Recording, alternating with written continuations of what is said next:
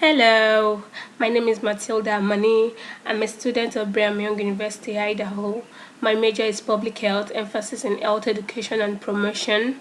Well, today I'll be discussing on the dangerous effects of cholera in children and how we can prevent it to avoid more deaths.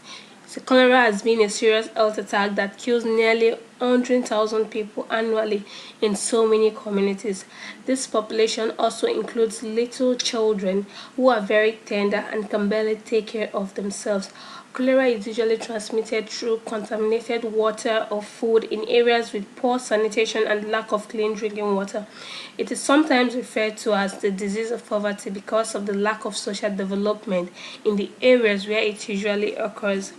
Cholera has greatly affected so many lives in Nigeria. Let's take the story of Chioma as an instance.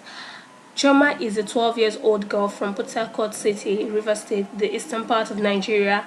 She's a boarding student in one of the great schools in the West. She practices good healthy habits at school because she was taught by her mother to always do so.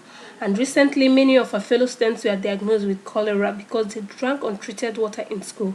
Unlike her friends, Chioma was free from this disease because she never failed to treat her water every day before drinking, just like her mother taught her. And also because she was provided with treatment to go to school with, she didn't find it difficult to apply what she has been taught back at home.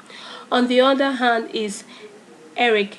Eric is a little boy living with his mother, who is a stay-at-home mom, and also his father, who is a busy man and goes to his normal daily business.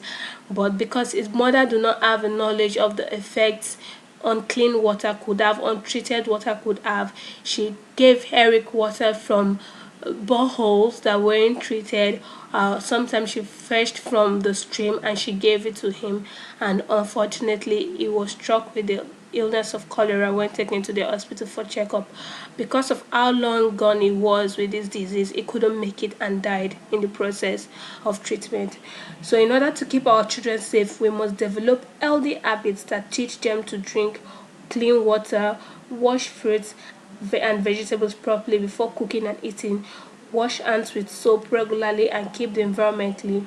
Finally, remember to go see the doctor once in a while for regular checkups. In addition, the government should provide boreholes with clean water for every community in the state and free medical checkups in community health centers to help eradicate cholera. Thank you so much for listening. For more information on this, visit our website www.staycholerafree.com.